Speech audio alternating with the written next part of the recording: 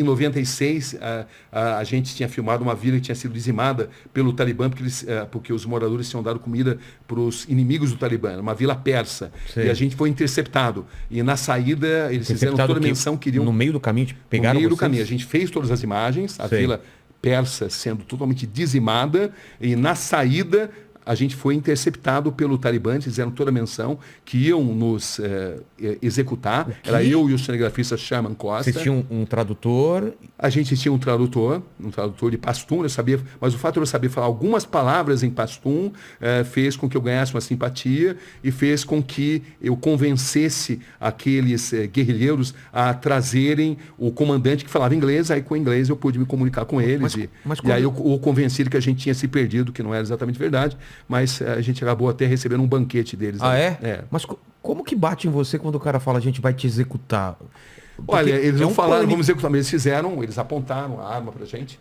Algumas imagens a gente até conseguiu fazer disso. Ah, é? Eles acharam que vocês estavam fazendo o quê? Eles achavam que a gente tinha filmado toda a vila persa e que a gente fosse americano e que estava tentando exatamente denegrir a imagem do Talibã. Entendi. Entendeu? Então, o fato de saber falar algumas palavras em pastum misturado com árabe, falei sarrafi brasileiro, rabara nasta, falei, sou jornalista brasileiro, não tem problema. Neymar. Não sou, Neymar na época não, né? Porque, na época, mas não eu sempre carreguei comigo, porque isso era 96, né? Então, Neymar ainda... 96, quem que era do Brasil famoso? Romário, pô. Romário? Careca, isso, é. Exatamente, Careca já tinha até... Era o Romário mesmo, Romário que tinha se consagrado, Romário e Bebeto, né? Que tinham se consagrado 2 anos antes na Copa do Mundo. Mas enfim... Você carrega umas camisas do Brasil? Eu levo camisa do Brasil e sempre levei comigo também foto do Pelé comigo, entendeu? O Pelé, uma vez, quando eu era correspondente em Londres, ele foi me visitar, a gente jogou tênis, ele foi na minha casa, então eu tinha foto com a minha família, a gente passou assim uma tarde memorável e era uma foto muito íntima. E essa foto íntima me abriu muitas portas, fez com Salvou muita situação de tensão fosse aliviada. Nossa. Entendeu? O Pelé, ele abre portas em todos os lugares. Até hoje, né? Até hoje. Você fala Pelé, é a magia. Eu sou muito grato a ele pelo privilégio de ter feito grandes entrevistas com ele e por tudo aquilo que ele significa para nós brasileiros no exterior. A história dessa foto, essa é o mesmo período que você falou? Esse é o mesmo período de 96, quando o Talibã tomou o poder. E aí como que é? Inclusive essas fotos aqui foram usadas agora e eles têm muito orgulho dessa época, que foi quando eles tomaram o poder pela primeira vez. O Talibã foi formado em 94, 2 anos depois eles tomaram o poder. Então, essa data, esse tempo da primeira ascensão deles, é um momento assim épico para eles. Eles têm muito orgulho disso. Quando você mostrava agora essas fotos serviam para abrir portas e serviram para consertar situações de muita tensão.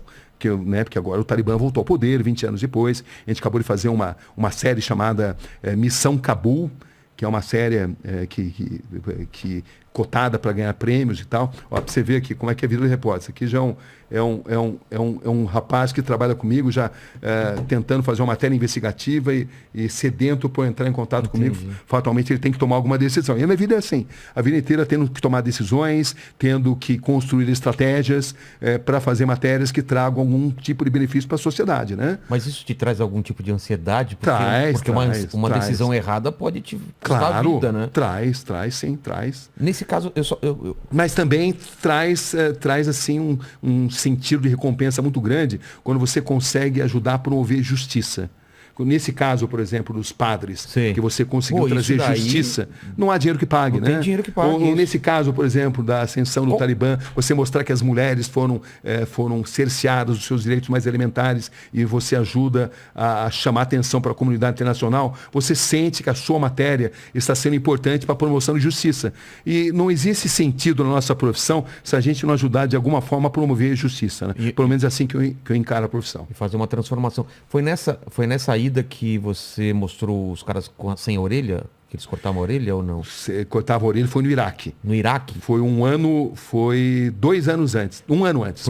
Tinha essa história, mas no Iraque não era... foi em 95. Havia uma grande lenda. O governo de Bagdá, o Saddam Hussein, o Tariq Aziz, que era o vice-primeiro-ministro, o homem que aparecia para a imprensa internacional, dizia, desafiava jornalistas internacionais a provarem que eles cortavam a orelha daqueles iraquianos que ousassem se negar a servir o exército. Entendeu? Isso sempre circulava, mas eles desafiavam jornalistas a provarem isso. E nós conseguimos provar. Eu vi essa cena. Isso. Quem que puxa o turbante, alguma coisa que mostrou? Essa foi a segunda situação, né? Porque, na verdade, eu fui beneficiado pelo fato de que a gente estava ali em Bagdá, com o Saddam Hussein, e 24 horas por dia, monitorados pelos agentes do Saddam. Eles estavam do lado. Eles estavam lá, eles sabiam tudo onde a gente estava, o que a gente estava fazendo. Quando você apontava a câmera, o cara falava aqui pode, aqui não pode? Exatamente. Então, como é que eu ia, por exemplo, para Saddam City, onde estava a grande maioria silenciosa, né? Porque é o seguinte, internacionalmente, os xiitas são minoria. Tá. Os sunitas são maioria. Mas os xiitas, no Iraque, eles são maioria. Maioria que jamais conseguiu deter o poder. E eu sabia que grande parte desses soldados que tiveram a orelha cortada estavam num lugar chamado Saddam City, porque em Saddam City havia contingentes de soldados, pelo menos havia essa informação, que se negaram a servir o exército e tiveram as suas orelhas sumariamente cortadas para servir de exemplo. Eles eram sunitas? Eles eram xiitas. Xiitas, exatamente. Eram o Saddam Hussein sunita. E o Saddam Hussein sempre perseguia os sunitas. No Iraque são minoria. Tá. Entendeu? Mas eles sempre tiveram muito próximos do poder. Era uma minoria que sempre deteve um poder econômico maior. Tá. Entendeu? Os sunitas, se você considerar o islamismo internacional, são maioria. Mas dentro do Iraque, os xiitas são maioria. Tá. Né? Esses xiitas são apoiados pelo Irã, que é um país xiita, por exemplo. Né? Bom, mas enfim, e a gente tinha que ir para Saddam City, onde estavam os soldados. Eu sabia que haveria uma grande chance. Mas como é que eu ia fazer para ir sendo seguido dia e noite pelos soldados do Saddam Hussein? Aí como é que eu consegui? Ficamos sabendo que havia chegado assim um grupo de jornalistas americanos. E não havia agentes suficientes para monitorar americanos e brasileiros. Então, o sabedor disso falou assim, olha, a gente está meio doente aqui, meio cansado, e também a gente está afim de jogar tênis, entendeu? Para relaxar um pouco. Então, a gente vai num outro hotel que tem quadra de tênis, e lá a gente vai jogar tênis, tá bom? Tudo bem? Então, eles já até gostaram, porque eles não teriam como seguir a gente e os americanos ao mesmo tempo. Então, o que eu fiz? Eu e o cinegrafista Fernando Belégio, que era o cinegrafista que estava comigo lá, a gente botou a câmera dentro de uma raqueteira de tênis e fomos para esse hotel onde havia uma quadra de tênis. Tá. Entendeu? Então vocês foram realmente para o hotel? Fomos para esse hotel. Tá. Chegamos até simular, ir para a quadra de tênis. Quando a gente se sentiu seguro... Não tem ninguém seguindo. A gente tratou de identificar um motorista que eu tinha informação que fazia ponto ali naquele hotel. Entendeu? Que era o Hotel Sulemânia.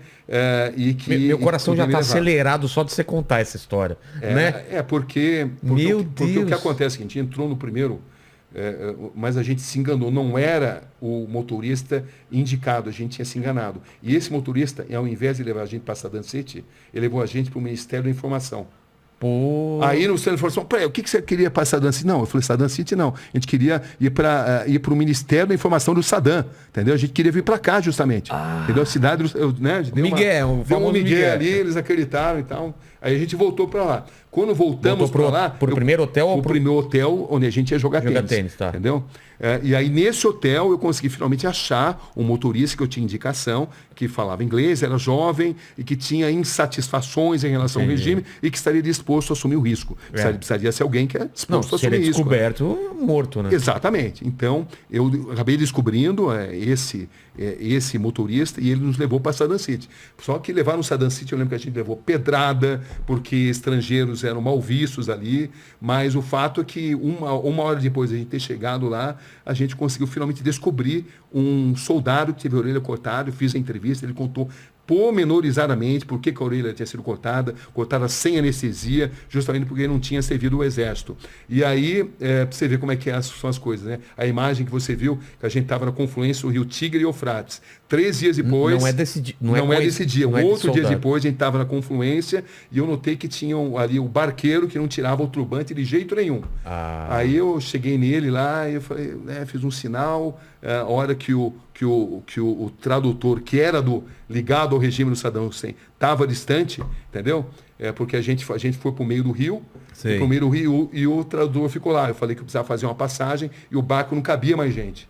Entendeu, não? Porque o tradutor era deles, né? E aí, meio por sinais, eu expliquei para ele contar a história. E aí ele tirou o turbante, contou a história. Eu tive que traduzir depois. E aí era a história da mesma coisa. Mesma coisa. Não quis servir. Não quis servir o exército, a orelha foi cortada, não teve anestesia. Cara, e a família passou a ser perseguida.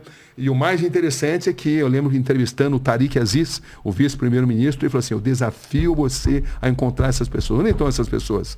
Mas eu não podia falar, eu acabei de filmar. Porque se eu falasse isso, eles iriam revistar, confiscar. E